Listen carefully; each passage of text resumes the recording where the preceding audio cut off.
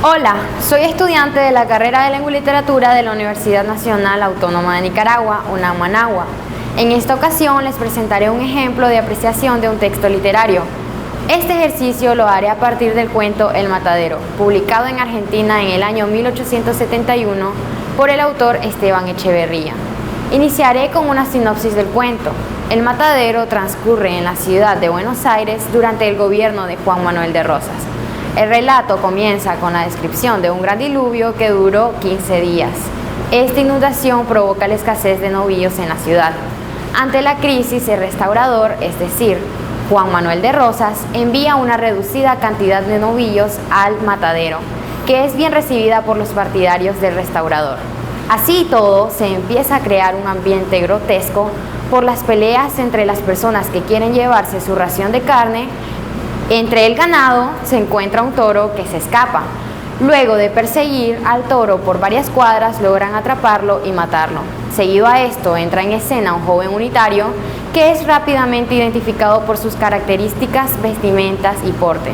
El joven es atrapado y sometido por los partidarios del restaurador a un interrogatorio. El unitario se resiste, manteniendo una actitud desafiante y digna ante las crueldades de los restauradores.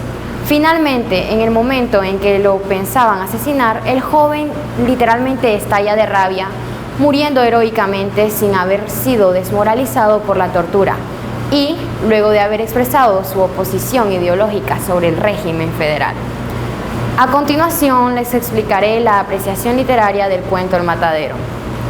El primer elemento de apreciación literaria que se planteará es la transformación de la realidad. En el cuento El Matadero se logró identificar tres elementos transformados. Uno de ellos son las personas hambrientas y pobres de la clase social más baja. Estas en el cuento son comparadas con animales de rapiña.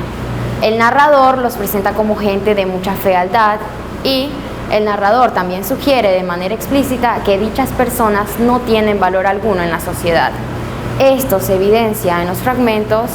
A sus espaldas se rebullían caracoleando y siguiendo los movimientos una comparsa de muchachos, de negras y mulatas achuradoras, cuya fealdad transmutaban las arpías de la fábula. Por un lado, dos muchachos se adiestraban en el manejo del cuchillo tirándose horrendos tajos y reveses.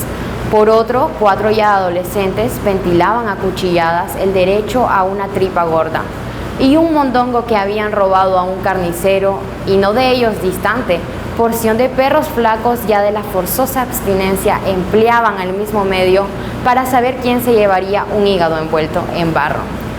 En estos fragmentos se puede apreciar que los pobres son mostrados no como realmente son, como seres humanos, sino como el escritor del cuento los percibía, como él quería mostrarlos.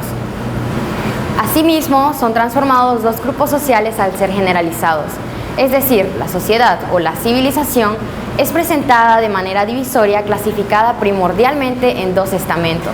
En primera, los partidarios del restaurador, por ejemplo, los trabajadores del matadero caracterizados por su barbarismo, violencia y brutalidad. Y, en segunda, los unitarios, quienes son descritos como hombres cultos, patrióticos y civilizados.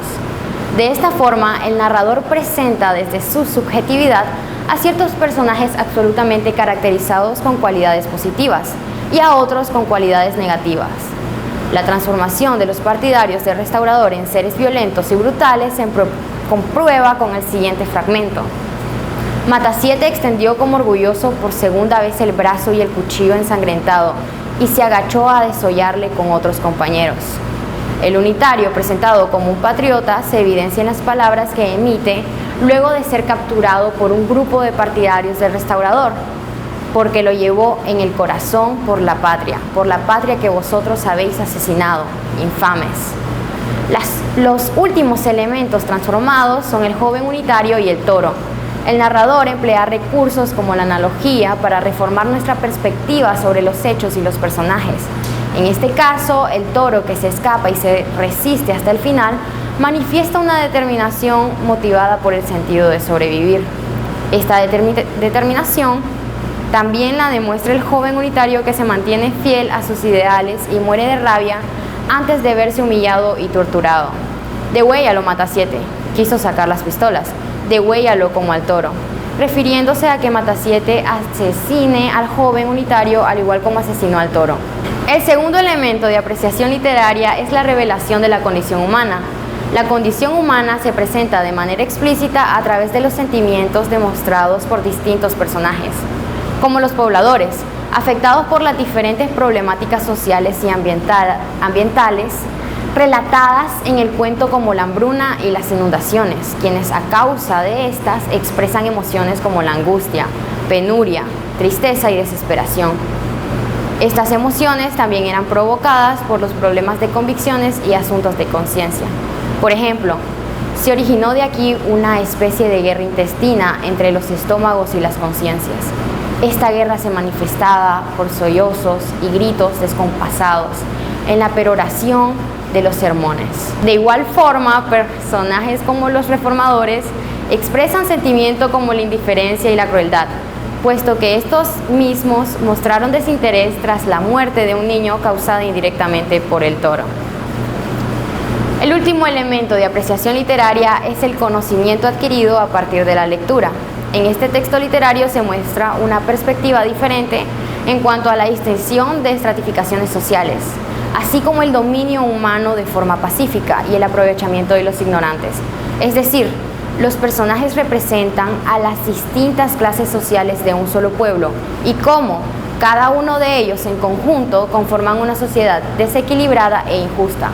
Además, permite al lector deducir que en ocasiones no es necesario la toma de acciones belicosas para establecer el sometimiento y el dominio de las personas.